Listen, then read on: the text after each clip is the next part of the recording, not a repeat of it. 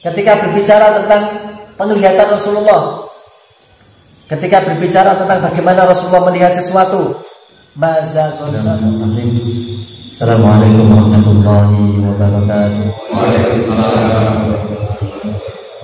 Nah, itu yang kejadian yang dekat dengan kita.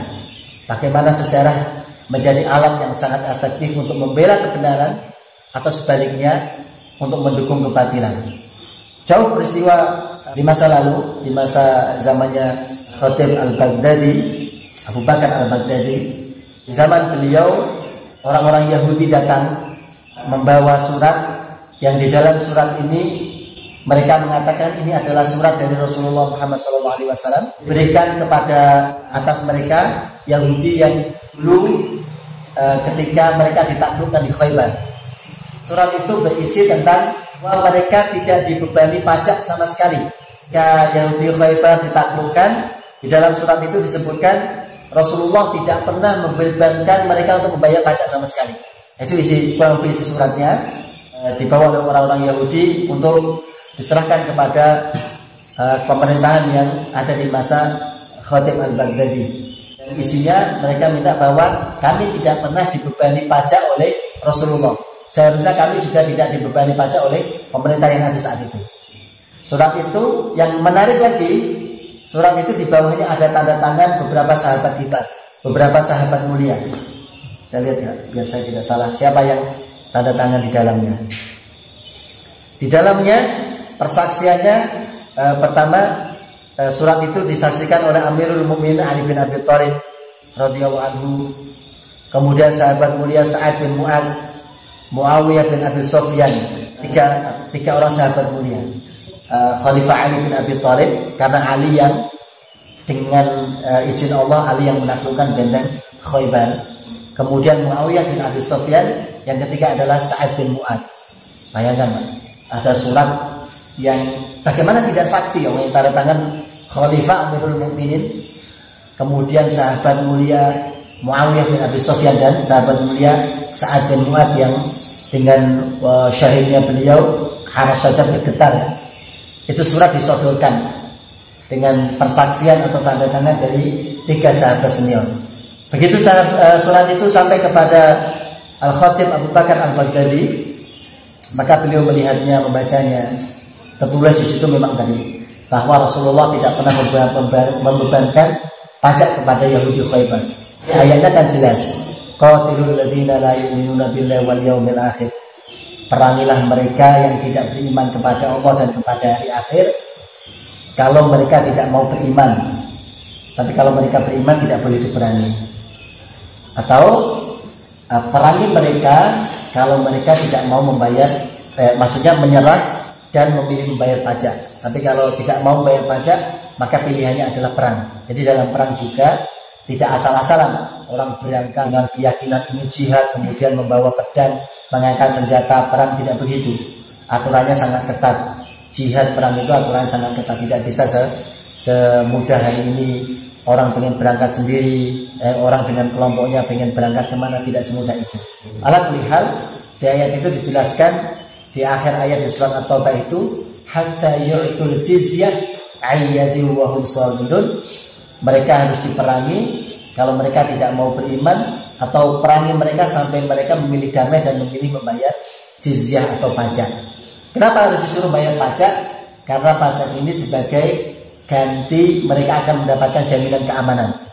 Kalau sudah mereka membayar pajak, siapapun yang menyakiti mereka, pemerintahan muslimin berhak untuk melindungi mereka. Siapapun yang mengganggu mereka, pemerintahan muslimin yang ada saat itu berhak untuk turun tangan melindungi mereka. Itu balasannya mereka membayar pajak. Tanda mereka menyerah dan ingin damai, maka dengan membayar pajak.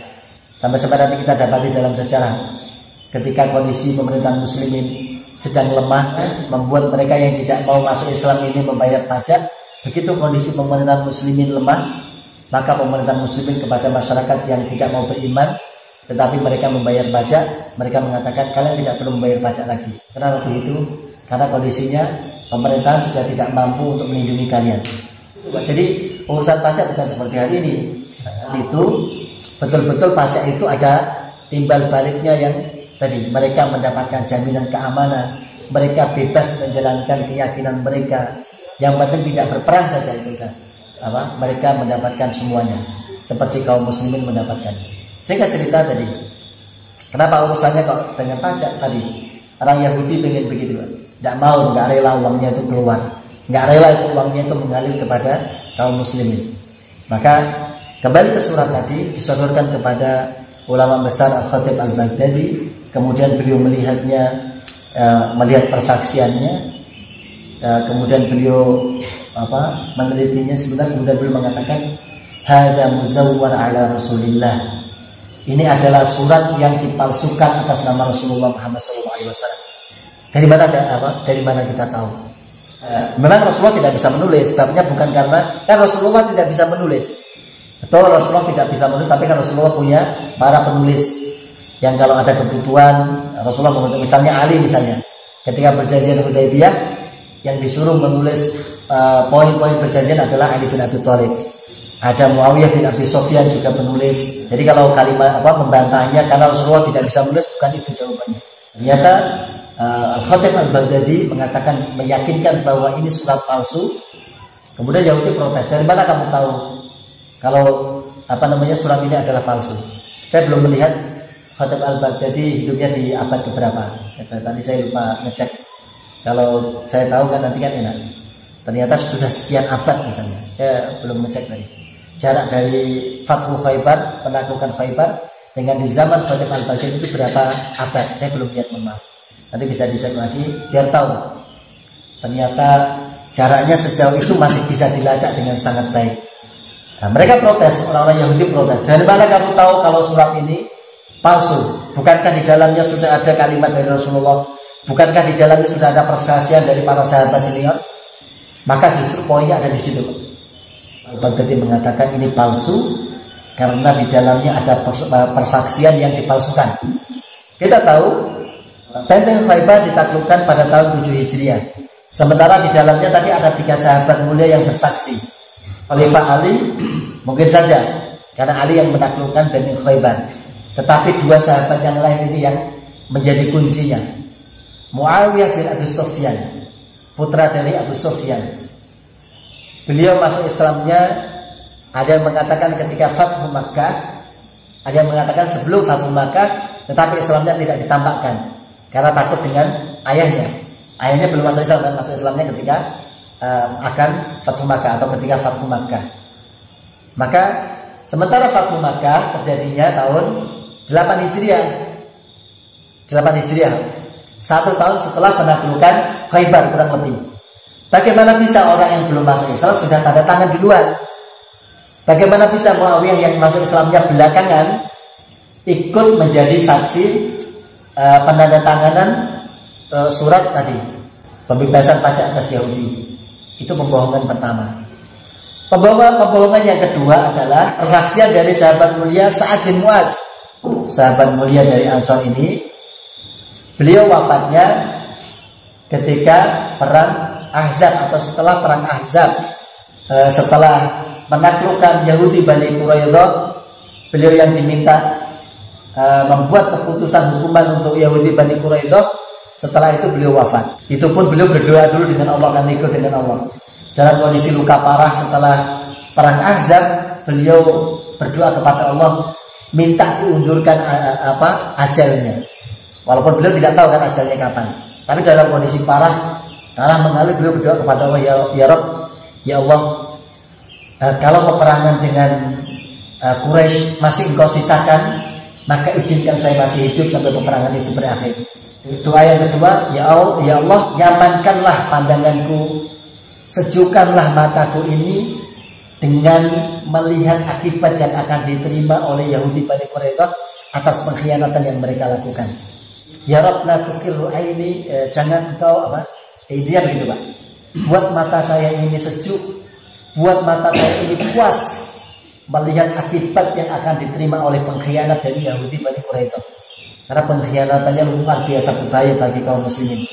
Nah, doa dari Sa'ad bin Mu'adz dalam kondisi parah itu, beliau berdoa dua. Yang pertama, ya Rabb, kalau memang engkau masih sisakan peperangan antara muslimin dengan Quraisy, izinkan saya masih ikut di dalamnya. Yang kedua, ya Allah sampaikanlah umurku sampai aku bisa melihat akibat keburukan yang dilakukan oleh Yahudi Bani Quraidah. Maka setelah Yahudi Bani Quraidah diberikan hukumannya, dieksekusi sebanyak 700 orang, maka tidak lama berselang Sa'ad bin Mu'adz wafat di situ, syahid di situ. Dan peristiwa itu terjadinya tahun 5 Hijriah. Tahun 5 Hijriah ketika perang Ahzab atau Yahudi Bani Quraidah. Bagaimana bisa orang yang meninggalnya tahun 5 Hijriah tanda tangannya tahun 7 Hijriah? Surat yang pembebasan pajak atas Yahudi tadi.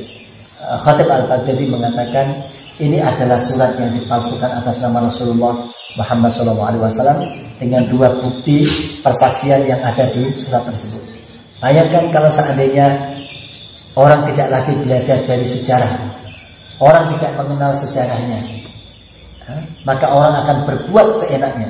Sampai-sampai ulama mengatakan laulat tarikh, kalaulah bukan karena sejarah, laqala man syaa ma syaa, maka orang akan bebas berkata seenaknya, orang akan bebas berkata semaunya. Jadi kalau bukan karena fakta sejarah, orang akan ngomong seenaknya. Apalagi kalau dia jago bicara, seolah-olah yang dia sampaikan meyakinkan, padahal di dalamnya sangat berisi tentang penipuan-penipuan. Seperti yang dilakukan Yahudi tadi. Bayangkan Yahudi itu punya kemampuan kan tadi, memalsukan sesuatu. Kitab mereka saja dipalsukan, apalagi cuma surat begitu kan. Kitab suci mereka lebih palsukan. Kitab suci mereka rubah, mereka buat semau mereka sendiri. Apalagi cuma surat atas nama Rasulullah Muhammad SAW. Itu mereka lebih ringan menjalankannya, lebih ringan melakukannya, tidak punya beban sama sekali. Mau ini salah, mau ini tidak. Dan kitab suci mereka yang dari Allah saja mereka palsukan. Nah gitu. Lihat bagaimana kekuatan sejarah. Bahkan nanti ulama yang mengatakan satu masyarakat, satu bangsa yang tidak mengenal sejarahnya, maka umat itu seperti orang yang kehilangan matanya. Atau ummatun biduni tarikh mithlu syakhsin faqada dzakirah tamaman. Satu masyarakat, satu bangsa yang tidak kenal sejarahnya, maka dia seperti bangsa yang kehilangan ingatannya. Kalau orang kehilangan ingatan berarti dia majnun kan begitu Pak, orang gila. Ya, orang gila itu tidak perlu dianggap sama sekali. Bagaimana dia mau dianggap? Bagaimana dia punya karya? Untuk dirinya sendiri dia tidak bisa. Atau di kalimat yang lain disampaikan oleh ulama, mereka mengatakan ummatun la ta'rifu tarikhaha. Kalau ada satu umat, satu masyarakat, satu bangsa yang tidak mengenal sejarahnya, la tuhsinu siyaghata mustaqbaliha, maka dia tidak akan pandai, dia tidak akan bisa merajut masa depannya dengan sangat baik. Jadi sejarah ini sebagai modal penting untuk satu masyarakat bangkit kembali. Tidak perlu jauh-jauh lagi, kita lihat di tetangga kita itu kan, Turki Utsmani atau Turki ya ini kan. Kenapa bicaranya Turki terus? Bukan saya fanatik dengan pemimpinnya, bukan Pak. Tapi hari ini kalau ada negara Muslim yang kita perlu dukung, walaupun dukungnya dengan menceritakan kebaikan-kebaikannya. Sebagaimana kita juga bangga dengan negara-negara kafir yang lain. Kalau negara kafir yang lain punya keunggulan kan disampaikan juga. Maka kalau ini ada negara yang pemimpinnya Muslim, masyarakatnya juga ingin bangkit dengan Islam, kita dukung. Makanya kita bicara dengan Turki. Bagaimana Turki bisa bangkit luar biasa seperti hari ini? Bahkan sebelum pemerintahan yang hari ini, Turki sempat hancur sehancur-hancurnya, sempat rusak serusak-rusaknya. Bisa jadi kerusakannya tidak separah Indonesia hari ini. Kalau hari ini kita masih penting, hutangnya banyak. Nah, gitu. Tapi kan di sisi lain kita tidak banyak dikekang. Kita bebas sholat, kita bebas beribadah, tidak ada yang mengekang, tidak ada yang membuat peraturan dilarang ini. Di Turki kan kita tahu, sampai semua atribut tentang Islam harus dimusnahkan, harus dihilangkan, apapun itu bentuknya. Mau atribut pakaian, bahkan sampai dalam syiar Islam tentang bahasa Arab juga dihabisi. Adzan sampai dirubah, nggak ada kita adzan pakai bahasa Jawa. Tidak pernah kan kita dengarkan. Seburuk-buruknya negeri kita, serusak-rusaknya negeri kita, belum pernah kita dengar adzan harus dirubah pakai bahasa lokal, misalnya tidak ada seperti itu. Bahasa Arab kita masih bisa belajar dengan leluasa. di Turki betul-betul dihabisi, betul-betul dilarang. Dengan semua kondisi keburukan itu, bagaimana mereka bisa tangga seperti hari ini? Hutang yang mereka miliki bisa lunas. Dengan semua kemajuan-kemajuannya, tentu salah satu perannya adalah mereka belajar dari kebesaran negerinya yang pernah memimpin dunia saat itu, yaitu Khilafah Turki Utsmani. Itu salah satu kekuatan sejarah. Dan kalau kita mau meneliti kejadian-kejadian di kita atau melihat peristiwa di negeri ini juga banyak yang menggunakan sejarah, entah untuk menguatkan kebaikan yang ingin diusungnya atau untuk mendukung kebatilan yang ingin dilakukannya. Nah, pertanyaannya, kenapa kita memilih kehidupan Rasulullah Muhammad SAW? Belajarkan sirah Rasulullah Muhammad SAW. Kenapa bukan yang lain? Bukankah Rasulullah kehidupannya sudah berlalu sangat lama? 15 abad, luar biasa lama. Tapi Masya Allah, kalau kita lihat hari ini tidak ada biografi manusia manapun. Padahal kalau biografi kan isinya begitu, hidup, tumbuh besar, punya karya, wafat. Kan itu, biografi isinya itu. Tapi sejarah kehidupan Rasulullah Muhammad SAW ditulis sejak zaman awal-awal Islam berdiri sampai hari ini. Orang masih banyak menulis tentang kehidupan Rasulullah Muhammad SAW. Dan yang ditulis selalu berbeda. Yang dimunculkan dari kehidupan Rasulullah selalu hal-hal yang berbeda. Kalau dulu yang dilihat dari Rasulullah mungkin kehidupannya, dakwahnya. Tapi hari ini kita lihat dari kehidupan Rasulullah yang sama.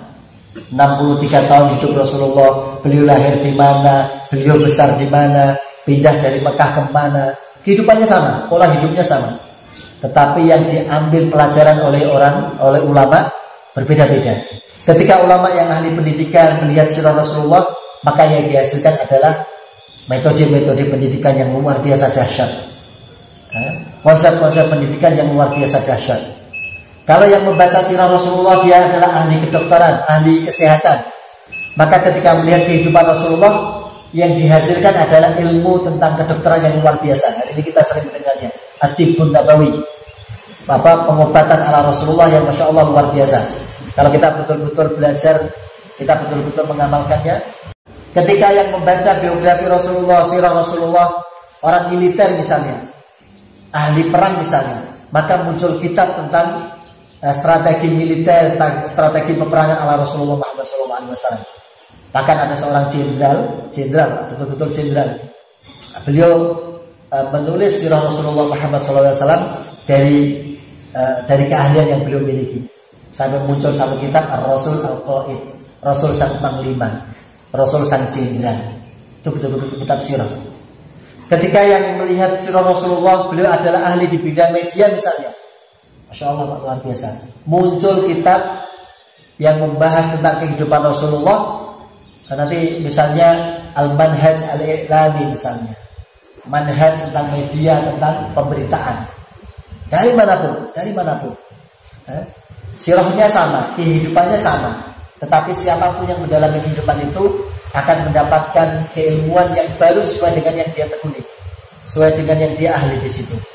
Itu hebatnya kehidupan Rasulullah Muhammad SAW. Tidak ada di muka bumi ini yang orang biografinya seperti itu. Orang baca biografi tokoh siapa misalnya, ya dapatnya cuma itu. Kalau dia seorang jenderal, mentok di jenderalnya. Kita tidak mendapatkan bonus yang lain. Tapi tidak dengan kehidupan Rasulullah Muhammad SAW. Itu salah satunya. Kenapa yang kita pelajari adalah sirah. Tapi yang jauh yang lebih penting dari itu, karena Rasulullah adalah satu-satunya orang, satu-satunya manusia yang mendapatkan rekomendasi langsung dari Allah Subhanahu wa Ta'ala. Rekomendasi itu menyangkut semua kehidupan Rasulullah, semua pribadinya, bahkan fisiknya juga. Ketika Allah Ta'ala berbicara tentang lisan Rasulullah, maka Allah Ta'ala berfirman, wa ma yantiqu 'anil hawa. Dia tidak pernah berbicara mengikuti hawa nafsunya.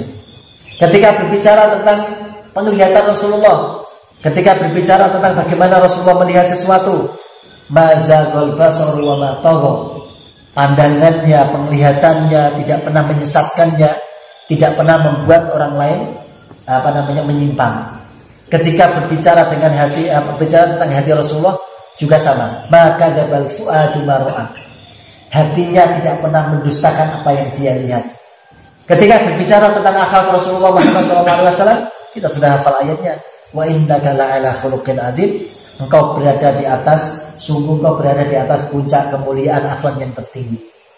Tidak ada orang yang mendapatkan tazkiyah, mendapatkan rekomendasi yang detail kecuali Rasulullah Muhammad SAW yang memberikan rekomendasi Allah Subhanahu Wa Taala yang menciptakan. Dari sisi apapun, bahkan tadi fisik beliau, hati beliau, mata beliau, akhlak beliau tidak ada cacatnya sama sekali. Maka sudah layak atau sudah seharusnya kita belajar tentang pribadi Rasulullah Muhammad SAW. Jazakumullah khairan. Itu sedikit yang bisa saya sampaikan, semoga bermanfaat, semoga ada hikmah yang bisa kita ambil.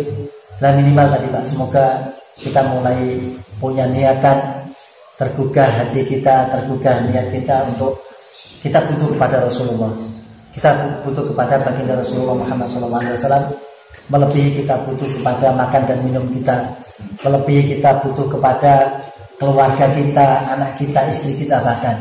Tapi kita butuh kepada Rasulullah Muhammad SAW, melebihi kita butuh kepada apapun.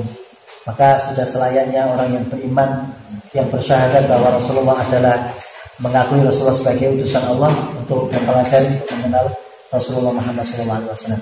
Wallahu a'lam bishawab. Jadi mungkin yang bisa disampaikan kita cukupkan saja.